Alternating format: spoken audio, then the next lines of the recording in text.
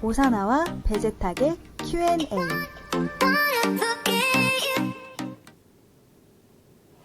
네, 안녕하세요. 오늘은 날씨가 엄청 추워졌어요.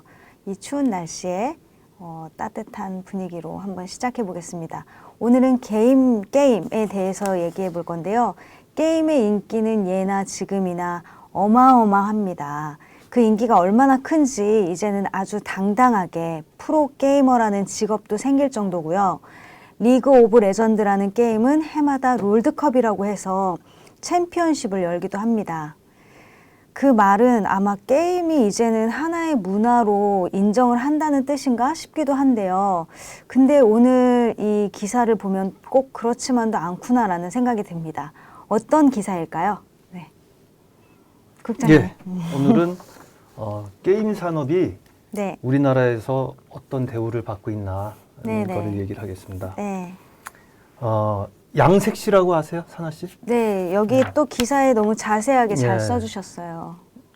양색시라고도 하고 양공주라고도 하는데 옛날에 미군을 상대로 몸을 팔던 여성들을 그렇게 불렀습니다. 근데 사실은 이건 이제 좀 좋게 표현한 거고 양, 기역, 비읍이라고 사실은 더 이렇게 많이 다 불렀어요. 기역 비읍? 네.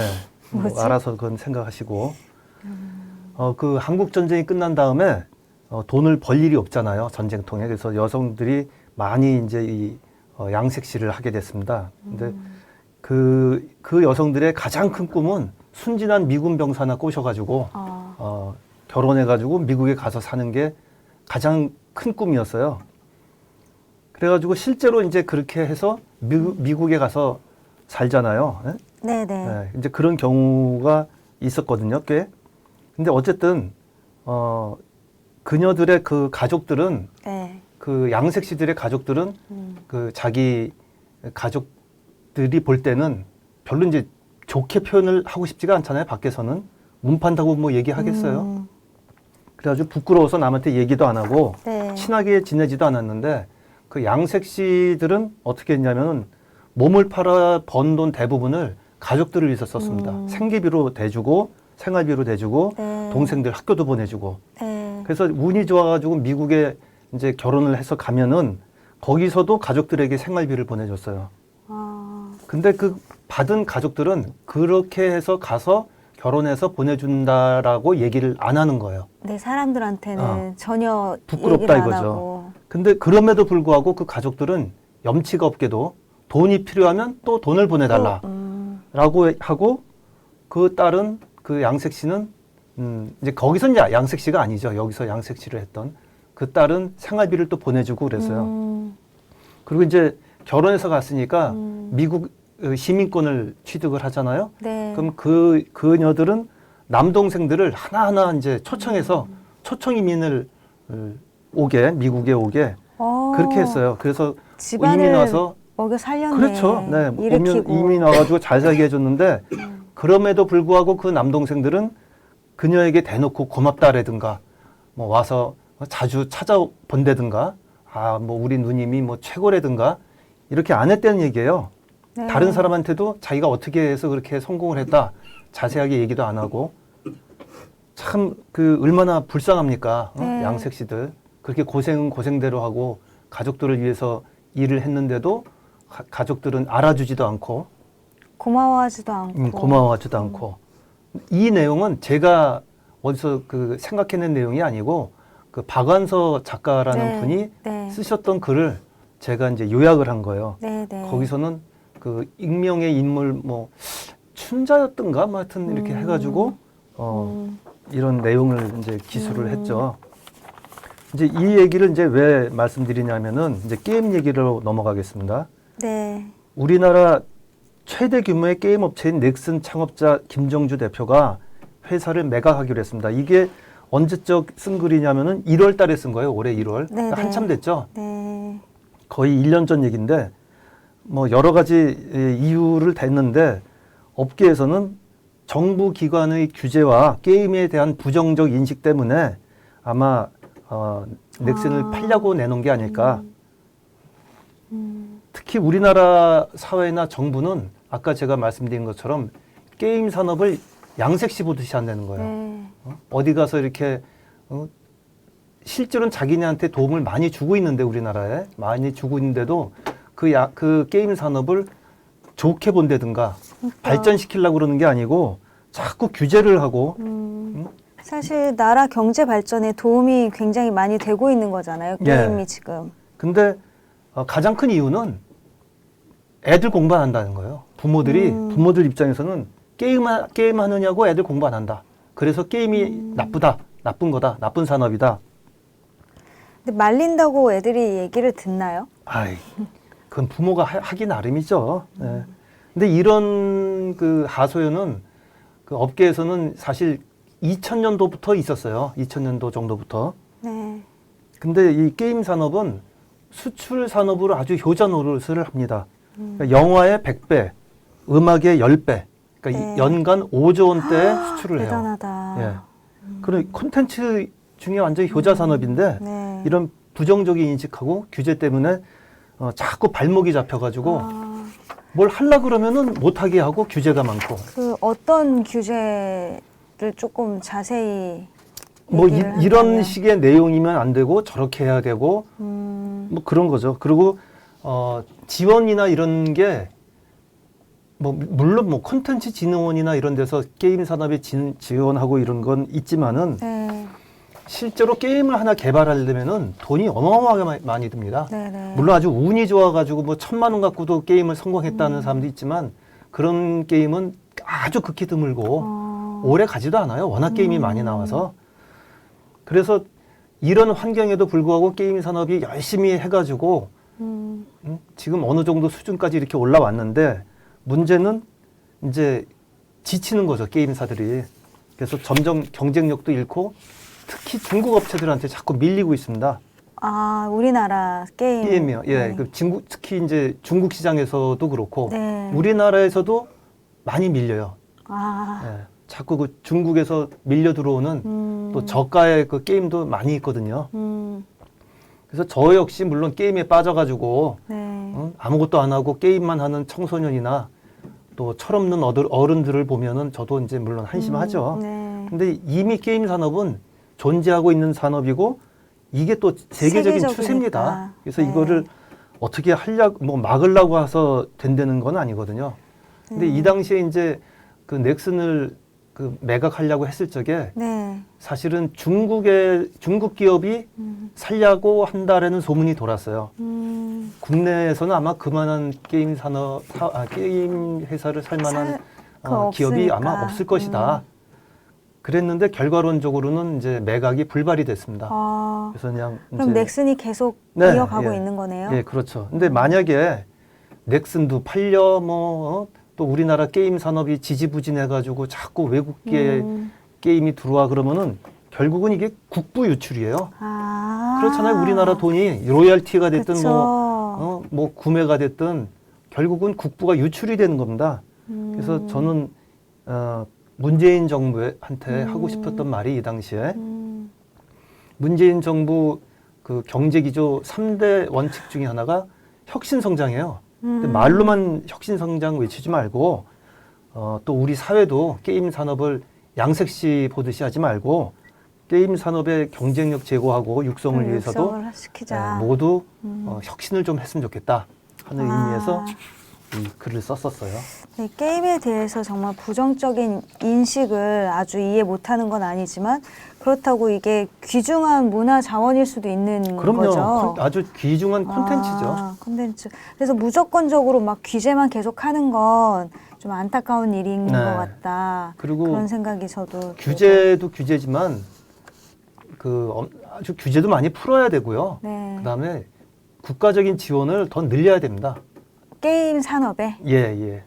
아, 그러니까- 요즘은 근데 대학교도 네. 게임을 프로그래머들을 막 양성하고 게임, 이런 게임 것도 고등학교도 있대요. 있어요. 아, 근데 아까 제가 말씀드린 것처럼 게임을 하나 만들려 그러면은 돈이 많이 들어요. 제대로 만들려 그러면은 제 아는 후배 하나도 이거 한다 그랬다가 몇십억을 쏟아붓고 망했어요. 몇 년 전에 그런 네. 경우도 있거든요. 그래서 이게 진짜 제대로 만들려 그러면 어마어마한 돈이 들어갑니다. 그래서 국가적인 지원이 하려면 좀 확실하게 지원을 해줬으면 좋겠다. 규제 확 풀고 그런 얘기입니다. 아, 그렇구나. 알겠습니다. 자, 이제 이번 칼럼은 여기까지 한번 해보고요. 그리고 다음은 요즘에 중국은 때 아닌 흑사병으로 인해서 나라가 몸살을 겪고 있다고 해요. 근데 우리나라도 흑사병은 아니지만 이런 비슷한 전염병에 대한 이상한 기억들이 있는데요. 그것은 바로 메르스에 대한 기억입니다. 국장님은 네. 또 메르스 그 당시에 또 무슨 사연도 있으시다고. 메르스 하면 저는 아주 나쁜 기억이 있습니다. 메르스가 네. 그 생겨난 게 2015년이에요. 네. 4년 전이죠, 4년 전. 네, 네, 근데 맞아요. 1년 전에 다시 등장했어요. 다시 등장을 했습니다. 네. 2018년 여기 9월 달에 쓴 건데요. 네. 다시 등장을 했다고 그때 이제 언론에 발표가 났어요. 그러니까 네. 저는 아주 그 처음에 나타났을 때 2015년에 대한 너무나 나쁜 기억이 있어서 아이고 큰일 났네. 또 나타났네 했거든요. 그게 이제 왜 나쁜 기억이 있었냐면은 네. 저하고 이제 아는 분들 몇 분이서 네. 그 당시에 중국 관광객을 대상으로 하는 매거진을 만들자 종이 잡지. 또 광고 쪽에 계실 때인가 그때가? 그 이후인가요? 그 이후입니다. 네. 그래가지고 2014년부터 한 반년 이상을 준비를 했어요. 네네. 열심히 준비를 해가지고 매거진. 중국어로 되고 중국어, 영어, 한국어 다 섞여 있는데 네. 주로 이제 중국인 대상이죠. 중국 관광객 대상으로. 그 당시에 중국 관광객들이 굉장히 많이 왔어요. 네네네. 막 600만, 700만 정도 왔어요. 1년에. 그래서 우리도 여기에 동참을 하자 해서 만들었는데 그래서 이제 창간호를 어렵게 내고 2호를 딱 내려고 그러는데 메르스가 딱 터졌습니다. 그때. 그래가지고 그것 때문에 많은 그 중국 관광객들이 발길을 뚝 끊었죠. 근데 이제 그래가지고 저 같은 사람들 다 망하고 또 호텔도 그때 신축 호텔도 많았는데 굉장히 어려웠어요. 호텔도. 근데 문제가 그 당시 그 언론이었습니다. 네. 마치 그 메르스 때문에 무슨 재난 영화 재난. 보듯이 뭐 이것 때문에 아주 사람들이 길 가다가 픽픽 쓰러지고 뭐 이것 때문에 뭐 몇십만 명, 몇백만 명이 죽어 나갈 것 같이 호들갑 난리를 떨었어요. 호들갑 난리를 떨어가지고 그냥 이 메르스라는 게 너무나 무서운 병이고 이것이 아주 창궐할 것이다. 저도 그때 기억나요. 너무 무서웠어요. 막 네. 이 기사나 뉴스 같은 걸 접하면 죽는 사람 무조건 다 죽을 것 네. 같고 걸리면 옆에만 스쳐도 죽을 것 같고. 그렇죠. 그러니까 문제는 그 당시 신문이나 이런 데 언론이 일면 톱 기사가 메르스 때문에 몇 명 사망입니다. 일면 크게 이따만하게 메르스 네. 때문에 몇 명 사망. 네. 근데 그 어떤 그 모 일간지는 진짜 어떤 기사가 났었냐면요. 메르스로 또 한 명 사망. 근데 얘기를 자세히 보면은 뭐가 있냐면 이 돌아가신 분이 네. 원래 폐암 말기 환자라 아, 6개월 원래가. 6개월 시한부 인생을 선고를 받고 3개월 살던 분이에요. 근데 메르스에 걸려서 돌아가셨어요.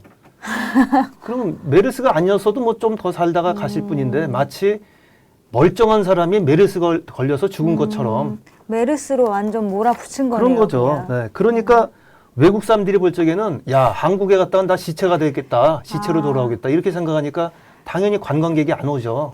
저 같아도 뭐 가겠습니까? 그래서 중국 관광객들이 아예 발길을 끊었구나. 네. 그래서 이제 저같이 쫄딱 망한 사람들이 많았는데 네. 그래서 이제 저는 뭐 감염보다 사업이 망해가지고 더 무서웠지만 어쨌든 메르스는 그해 이제 12월 23일 날 상황 종료가 됐어요. 네. 그렇지만 그 사라진 관광객들은 한동안 돌아오지 않았고 또 이제 돌아올 만하니까 이번에 또 사드 문제가 생겨가지고 아직까지도 이제 완전히 회복이 안 됐잖아요. 네? 네. 근데 이게 메르스가 알고 보면은 그렇게까지 호들갑을 떨고 막 겁을 먹을 만한 무서운 질병은 아니었거든요. 그렇죠. 그렇구나. 맞아. 그 당시에 결과가. 우리가 감염자 수가 186명이고 그 중에서 38명이 사망을 했어요. 네. 그래서 사망률이 20%였는데 사망자 중에 거의 대부분이 다른 질병으로 아주 고생하시던 분 네. 그런 분들이었어요, 사실은. 아, 그래서 면역력이 더 그렇죠. 떨어지고 면역력이 이런 떨어지고 상태에서 아니면 메르스 뭐 시한부 인생을 살던 아. 그런 분들이었거든요. 근데 제가 이제 여기 써놨습니다만은 대한감염학회가 우리나라에서 매년 독감으로 단순히 그것도 단순입니다. 네. 독감으로 사망하는 사람이 연간 200여 명이다. 그렇게 많아요? 독감이? 네. 독감 아. 합병증까지 인한 사망은 2, 3천 명이다, 연간. 저도 메르스보다 몰랐어요. 더 무서운 거잖아요, 독감이. 아, 이런 얘기는 안 하고 메르스만 갖고 그냥 호들갑을 떨고 말이야. 너무 다행이다. 독감 주사를 맞았습니다. 그리고 네. 2017년에 비브리오 폐혈증이라고 아시죠? 비브리오 폐혈증. 아, 근데 자세히는 모르고 들어는 이름은 봤죠? 네. 비브리오 폐혈증에 감염된 사람이 43명인데 그 중에 22명이 사망했어요. 이게 더 무섭네. 감염 사망률 51%, 메르스 20%. 그러니까 이게 뭐가 더 더 무섭습니까? 이게 더 무섭네요. 그렇죠. 이게 훨씬 많이 훨씬 더 무섭고 사망을 했네요. 독감 때문에 더 많이 죽는데 언론은 독감이나 비브리오 폐혈증은 놔두고선 그냥 메르스만 딥답해가지고 관광객들 맞아요. 다 끊어지고 우리나라 사람 이게 다 그것 때문에 언론이 고생하고. 그런 거죠. 그렇죠. 그 해외까지 다 막 얘기가 나가게 됐으니까 다들 발길이 끄는 거잖아요. 당연하죠. 예? 그러니까 제가 무슨 뭐 메르스를 우습게 알자든가 방역을 하지 말자든가 이런 게 아니고 방역만 잘하면 안 걸릴 수 있고 뭐 그렇게 무서운 병이 아니다. 이렇게 해야 되는데 마치 걸리면 죽는다. 뭐 걸리면 걸리버가 아니고 걸리면 죽는다. 뭐 쉽게 걸린다. 이런 식으로 난리를 쳐가지고 아주 괜히 어려운 사람들이 많이 생겼어요. 아, 그때 진짜 그러면은 아예 시작도 못 하신 거예요? 시작을 했다가 망한 거죠. 그러니까 시작은 했는데 책은 그러니까 파시진 못한 거죠. 그 창간호는 나왔고 무료 창간호? 배포였어요. 무료 책자. 아, 네, 창간호는 나왔고 이제 매거진에 잡지라는 거는 어느 정도 기간이 지나야 뭐 광고나 이 돈 그게 수입이 생겨요. 들어오니까. 근데 뭐 시작하자마자 뭐 누가 와야지 뭐가 그렇죠. 되죠. 또 중국인 상대로 하려고 그랬는데 네. 중국 관광객이 끊겼가지고 네. 그때 되게 힘드셨겠어요. 엄청 힘들었죠. 그래서 저는 언론이 지나친 이런 공포 조장으로 네. 다른 산업까지 막 위축시키고 문제를 일으키는 거는 안 된다. 그래서 좀 현명하게 보도했으면 좋겠다. 언론들이. 네. 네, 그런 맞아요. 그런 뭔가 취지로 썼어요. 예방을 하는 거는 정말 중요한 일이고 네. 방역에 대해서는 좀 더 자세히 차라리 얘기를 해준다거나 그거에 대해서 좀 엄밀하게 좀 선별된 얘기를 해준다거나 그런 정보를 주는 건 너무 좋은데 근데 벼룩을 잡으려다가 초가 삼간을 태운다라는 말처럼 뭔가 이렇게 이런 식으로 계속 보도가 된다면 다른 일들에 있어서도 좀 걱정이 되는 것 같아요. 네. 뭔가 이렇게 과열된 특종 경쟁이라고 해야 되나요? 그런 것 때문에 그러니까 지나치게 공포를 조장한 거잖아요, 지금. 그렇죠. 그래서 이건 너무 좀 아닌 것 같다는 생각이 들고 정말 정확한 상황이 아니라면 좀 오버되지 않았으면 좋겠다라는 생각이 들면서 여러분 이제 겨울이 성큼 다가왔습니다. 추운 날 우리 서로에게 따뜻한 말 한마디씩 해주면 어떨까요? 오늘 이렇게 여기까지 하면서 마치겠습니다. 감사합니다. 고맙습니다. 그러면 오사나와 베제탁의 Q&A